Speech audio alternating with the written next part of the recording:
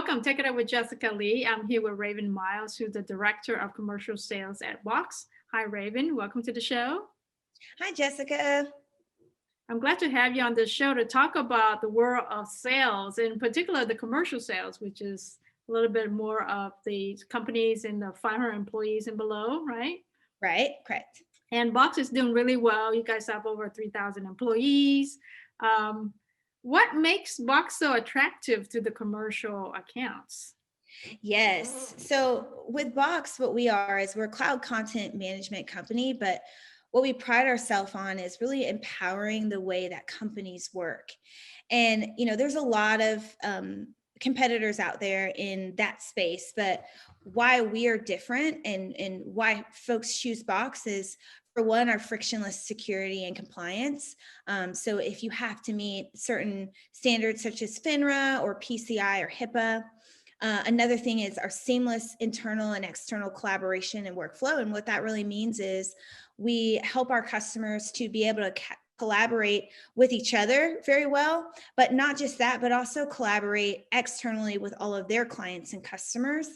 And then the last thing, which is really important, is we integrate with all of your applications.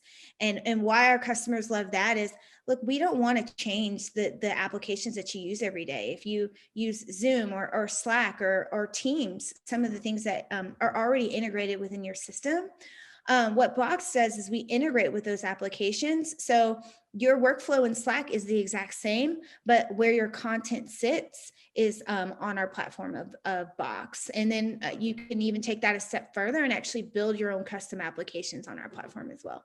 Okay, cool. Now I want to talk about you as the leader. You actually manage a team of 22 people, three managers, and it covers pretty much all of the territory except California and New York, right? Everything in between is yours for the commercial accounts. Yeah, for the most part, it's Yeah. a pretty big region. I'm impressed with the fact that you came in at that time. There was really no sales team. So you built this from the ground up, from zero to now this team that covers such a massive area of the US.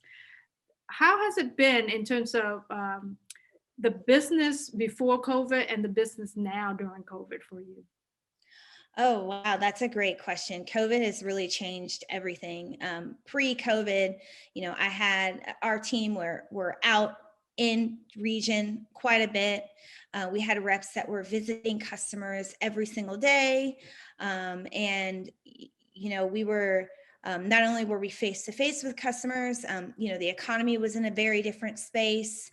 And so at times I feel like our conversations were a bit more open and customers were a bit more open. Budgets were a bit looser, I would say, at that time. Now, post-COVID, fast forward, the SMB space or small businesses really took a hit because of COVID for sure. And I think that's not really unique to Box. I think that's just around the world. And one of the things that we've learned, not only are we not able to get in front of you and really get that face-to-face interaction, we've had to get creative and do a lot of work over video and Zoom. So that's definitely been a great friend to our sales team. But I think the other piece is that we had to get really, really, really tight with making sure that our interactions are valuable and really making sure that we are digging into the use cases. Because in a COVID world, no one is spending money just because they have it. We cannot afford to be shelfware at all. And so what I mean by that is that we have to make sure that we are aligning to, one, something that's broken, two, something that is making money. And I think that aligning to those really specific use cases has allowed us to take a unique position in the market. And I think the other thing about Box that's so great is we are a tool for people that work from home. And if I fast forward to March and February, when this was just starting and companies were a bit in a panic trying to figure out how they were going to take their entire workforce remote, I do think that in a lot of ways we came in and we helped to make that transition a lot more seamless for our customers. So it's definitely been a challenge. I think other pieces in selling in COVID is, we are all humans and we're dealing with COVID just like our customers are. And so really just making sure that my team is okay, making sure that our families are okay, making sure that people feel supported to work with their families. I have a 2-year-old, excuse me, at home, and she's running around at times. And so I love that Box allows us the flexibility to be able to work the way that we need to. Yeah, so it's a challenging time for everybody, and I Yes. think people are very empathetic because they themselves have families at home. Yes. I want to ask you about the team that you built. I think recruiting talent, retaining talent is a challenge for leaders. So, what have you found that has worked well for you? The tips that you would share with other leaders out there? Yeah, around recruiting, I would say one of the biggest things is that you have to be open minded. When I was building out the team here in Austin, it was very easy I could have very easily gone and found, one really great rep and tried to hire 20 more of those. But the challenge in that is that, or not really the challenge, I would say, because maybe that's easy for you at the time, but I would say the worry in doing something like that is you don't create a diverse environment. And so no one's learning from anyone. And so I think it's really, really important as you're building out teams to look for unique profiles and look for unique experiences within the people that you're hiring. And I think that is, you can get that in physical diversity. I think making sure that you have the right balance between, in race, and then you also have the right balance in male and female, but I also think in experience as well. I'm open to, when I'm looking for hires, they don't have to come from a technology background to be on my team. They don't necessarily have to have a SaaS background to be on my team. We have really great reps that came from different industries like pharmaceuticals or the financial industry, or other industries out there. And what's unique about that and why that helps us is, one, they may have a number of years of sales experience that we can tap into, and so that's great. But the other piece is they have been in a special vertical that we do sell into. And so, for example, hiring a rep that sold a number of years in the financial industry, I can go tap into their experience in there and understand the nuances of selling to big corporate financial industry companies, and what were some of the things and nuances that they experienced around FINRA and things like that. So I would say the biggest thing is just making sure that you're hiring a diverse team for sure. Okay. How about retaining the team? What Oh, do yeah. you do to make sure that they are empowered, they're motivated, they're energized, especially if they're working isolated at home now? Things are different. Yes. So I would say that's the harder part, to be honest with you. And I think sometimes as leaders, we forget about that piece. One of the things that I've learned is, first and foremost, these are people, not machines and not numbers. And so you have to treat them as such. And so there's going to be days when everyone's not having a great day. There's going to be days where, maybe that deal didn't go the way it was supposed to, or there's going to be times where that person didn't do everything that you asked. And you have to give people the space to be them. I think the other part of that is you are a person too, and your people have to see that. And so I think for me, I share my life with my team. They've all seen River and they've seen her grow up. They remember when I was pregnant, right? So sharing those pieces of my life, sharing pieces about my husband and my family as well, definitely helps me to better connect with my team.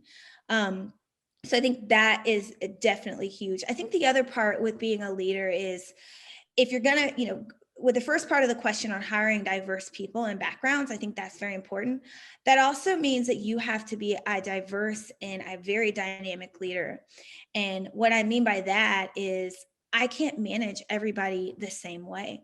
And so where, some reps, I may, I have to be flexible around the way that I manage my team. And so, in some instances, I may have a rep that may need a little bit more handholding around certain scenarios. And so that's okay. I can come in and fill that gap and help teach them there. And then I have other reps that, do a really great job throughout the sales process, but may need help around negotiating or may have a hard time asking really tough questions and things like that. So just filling in the gaps for your people, but realizing that you cannot manage them all the same. You have to be flexible and dynamic as a leader. Good. Now, you've done really well growing along with Box as a company has done well and taking on more and more responsibilities as a leader.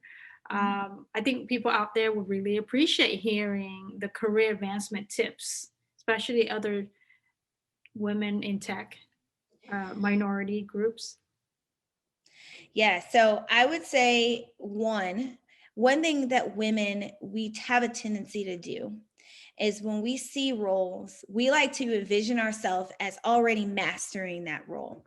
And so something will come available, say it's a director role or a manager role, and we'll look at every single one of those qualifications and try to convince ourselves we cannot do half of them, right? Or try to talk ourselves out or talk ourselves down from what we don't know how to do. And I think the first thing that you have to remember when you're thinking about new roles is a role is designed for you to grow into it. If you're not growing in your role, then you've mastered it already and you're done and it's time to move on to the next one. So be okay and be comfortable with being uncomfortable in new roles. I think that's the first thing that we have to understand as women. I think the other thing is that you have to make your intentions known. Everything that I've ever wanted to do where it was, going from an individual contributor to a manager, going from a manager to director, everyone around me knew. My peers knew, my manager knew, my manager's manager knew, my manager's manager knew, because you have to make sure that as they're thinking about creating positions, when those roles come available, oh yeah, Raven did talk to me about this. Let me see what she thinks. That's the position you want to be in when you're going for open roles. The last thing I would say is you are there for a reason. And I think this is really important to remember because as women, the further up we go at this particular time, there's not as many female leaders in tech. There's definitely not a lot of people of color leaders in tech. And so at times you can become intimidated by that. And sometimes I even find myself kind of getting in a space where I'm just trying to fit in or, just don't want to stand out in that moment. But I have to remind myself over and over that there's a reason why I'm in this room. My perspective actually matters. And I have to be that voice for the people that are not represented here. So I think those three things are really, really important as you're thinking about career advancement. Wonderful. I'm so glad that you share on career advancement. I think people appreciate hearing that, especially from a woman of color. Okay, Raven, last question for you. What are you looking forward to doing? Oh, that's a great question, Jessica. So many things, I would say. One thing is I'm looking forward to continuing to grow my own career. I still have so much to learn when it comes to sales. I have so much to learn when it comes to leadership. And I'm just really enjoying, what I'm doing right now. So I'm looking forward to that for sure. The other thing that's top of mind for me that I am really focusing on going into next year is D&I. And making sure that I'm doing my part to create the right kind of spaces for people of color and other underrepresented groups on my team so that, as they are starting to get into the world of tech and they're thinking about a career in tech, they know that, Box and also specifically my team and my leadership team is a safe place for them to go do that. So thank you so much, Raven, for being on the show to talk about Box, talk about career advancement and about managing teams and growing winning teams. You are welcome. Thank you so much, Jessica, for having me. There you have it. Take it up with Jessica Lee, Raven Miles from Box.